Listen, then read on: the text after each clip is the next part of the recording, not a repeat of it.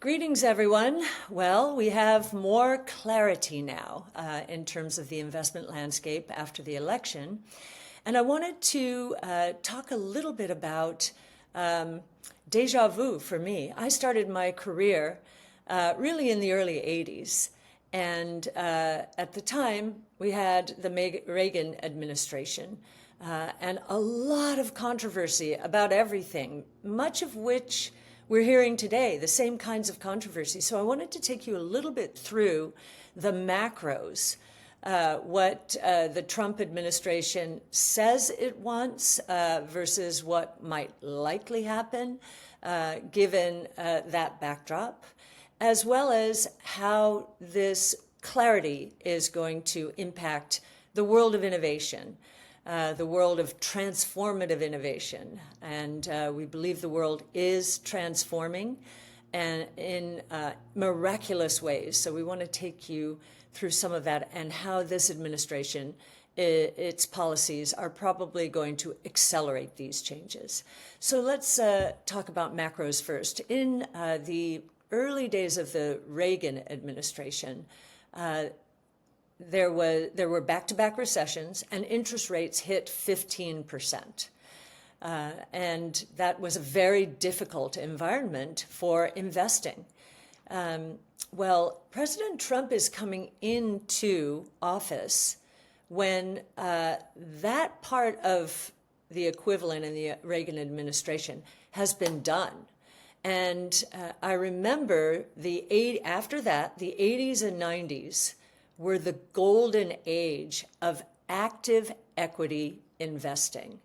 And I think we're going back there. First of all, in terms of the controversy, a deficit back then, after back-to-back recessions, 5.5%. The bond market was apoplectic about that. Investors were as well. And what they didn't understand is that the Reagan policies of tax cuts, along with lower interest rates caused by Volcker, moving from double-digit interest rates to something much lower, that those were going to be very positive for economic growth, and that we were going to grow our way out of the deficit. That growth out of the deficit started in the 80s with the Reagan administration and finished in the 90s with the Clinton administration, taking us into a surplus. We think we're going to experience somewhat of the same thing this time around.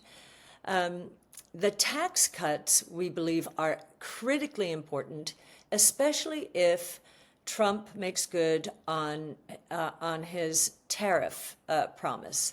Now, I'm not a big fan of tariffs myself, but if we're going to pair tariffs not on our free trade partners, but on those countries that really are not giving American goods and services a level playing field, but we counter them at home with lower tax rates for consumers and businesses. That's a trade-off. That's a good trade-off. And so I don't think the criticism about tariffs is going to play out in terms of 100% across the board. That's not what we're talking about here. I think President Trump is very pro-growth, and he's not going to do anything to impede growth in that way. He wants the dollar down. He thinks that will make us more competitive. What I think will happen is the returns on invested capital in the United States relative to those elsewhere in the world, they're going to increase, and that is going to attract more capital, which will actually boost the dollar. Now, in terms of interest rates, the dollar going up is anti-inflationary, as is the productivity growth associated with a burst in activity caused by lower tax rates and other incentives for investing. So if inflation is going to surprise on the low side of expectations, that's going to be very good for innovation-driven strategies. What happened during the last 4 years, actually, is the burst of inflation caused by many things, but COVID, supply chain, money growth exploding. Even though the Fed has gotten all of that under control, I think a lot of investors have had trouble believing that it would stay under control. The way inflation will stay under control is productivity growth, and we're already seeing strong productivity growth thanks to artificial intelligence and other new technologies, as well as actually the dollar firming. Most commodity prices are priced in dollars. Most commodities are priced in dollars, I should say. And the dollar going up means downward pressure on commodity prices. That's a very good thing as well. So what will happen to interest rates here? Now, this is a little different from the 80s. Interest rates were so high at the beginning of the 80s, 15%, that really, if the Reagan administration got anything right, those interest rates would come down. And they certainly have. Now, 45 years later, they are high relative to recent history, 5% on the Fed funds rate. And they are restrictive relative to where we see inflation going.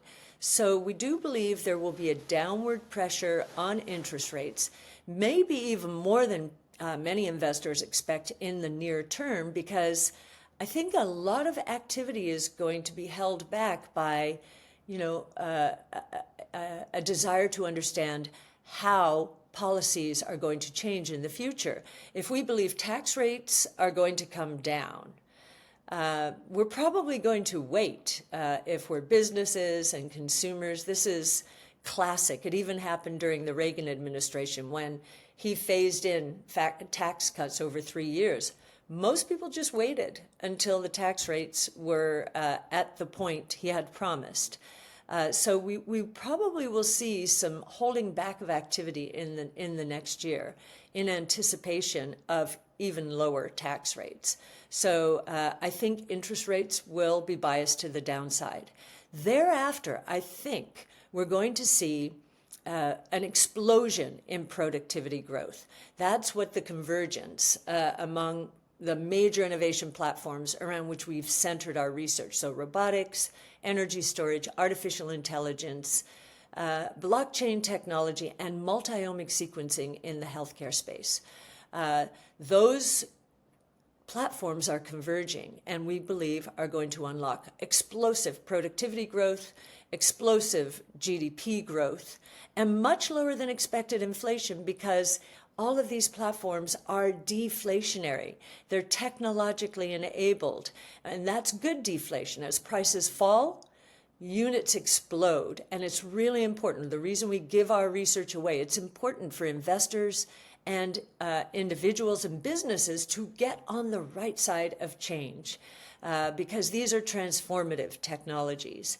So in terms of government policies, perhaps the most profound thing that's going to happen in the very near term is a changing of the guard at some of the regulatory agencies, the SEC and the FTC. The SEC menace to the digital assets movement. We've lost a lot of talent to other countries because of Chairman Gensler.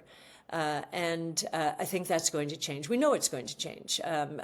President Trump has come out very positively predisposed to certainly Bitcoin, but we think everything crypto, DeFi or decentralized financial services. And so that's going to be very exciting. But the regulations are also going to change, because we're probably going to see Lina Khan at the FTC leave her position.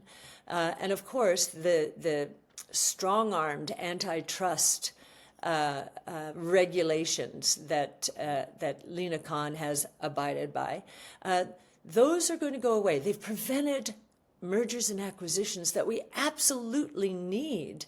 Large companies are looking at these smaller companies innovating and perhaps being very disruptive to their models, and they'll probably want to get some of that DNA into their companies. I think the regulatory cutbacks are going to be profound. In his first administration, President Trump said to regulators, you want to put in a new regulation, you have to take away 2. I think that he'll be even stronger on that. And of course, when it comes to government spending, he's inviting Elon Musk into or under the tent. Now, the deficit will go down, we think, because of growth, but also we think the inefficiencies in the government are extreme. And we do believe that Elon Musk, first principles-based white sheet of paper, will figure out ways through attrition in terms of headcount and technology, productivity gains, to really shrink the government as a percent of GDP, getting a lot of the waste out of the government. And of course, every president has promised that. I think this one will deliver with the help of Elon Musk. We do not believe that Elon's going to be leaving his companies. We do believe he'll put in place a process that will be reinforced by some of the people who will be attracted to this goal and want to be a part of helping him carry it out.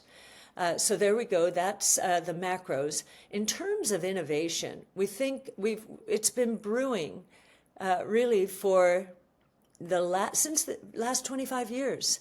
The seeds for everything we're seeing today were planted in the years when active management was in full stride. The 20 years that ended in the late 90s, the internet revolution. And since then, we think that government policies have impeded a lot of innovation, but behind the scenes, the seeds have been flourishing, and now we think the blossoms are out. Innovation is going to thrive now in this new environment, and we think the three biggest opportunities right now associated with the convergence of these technologies are in the autonomous mobility space. So everything, robo-taxi, drones, and so forth, healthcare, and digital assets.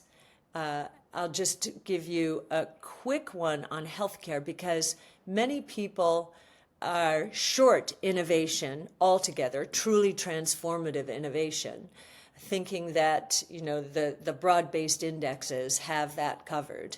We don't think they do. And especially not in healthcare.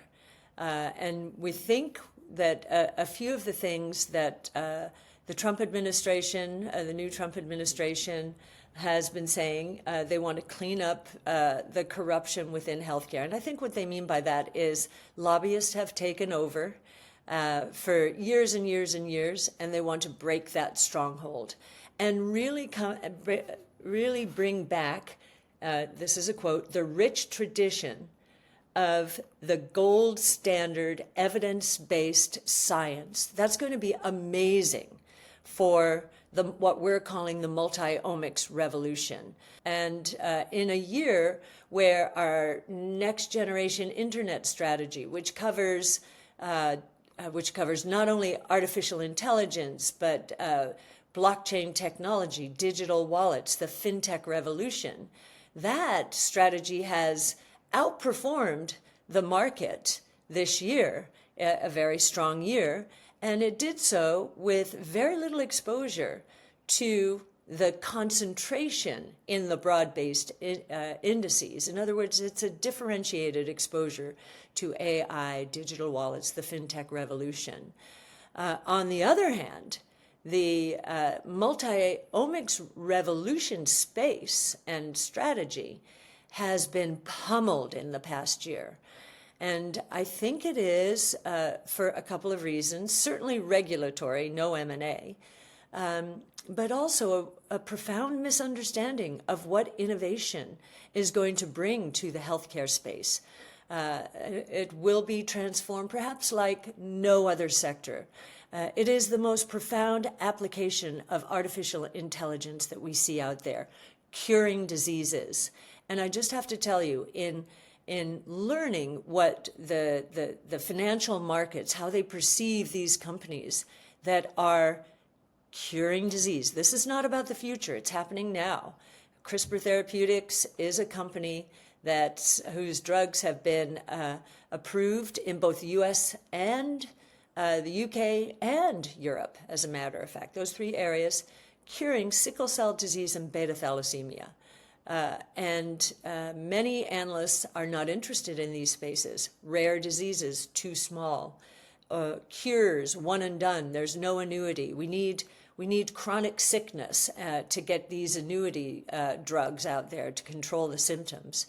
We're astonished as we think about the kinds of analysis that is treating this space so badly right now. We think that's going to change. We think that's going to change magnificently in the years ahead. And on the digital asset front, I mentioned that Bitcoin is very much a part of this administration's plans, including building a strategic reserve. We're very excited about that. We think that this is the layer of the internet that the developers in the early 90s did not build in. And we were at risk, because of the SEC, of losing this next big wave of the internet, all around commerce, financial services, digital property rights. And now we think this administration is going to bring that innovation back home where it started, and we're going to ride that wave again. So we're pretty excited about what has just happened from an innovation point of view. We think that deregulation is critical, and really allowing innovation, one of the biggest runs it will ever have in history, now that these technologies are ready after 25 years of germinating. We couldn't be more excited. We hope you'll join us on this journey. Read our research. We give it away on arc-invest.com. And whether you're an investor or a person interested in getting onto the right side of change, a student, or a person thinking about the next wave of your careers, read our research and join us. This is going to be a very, very exciting revolution.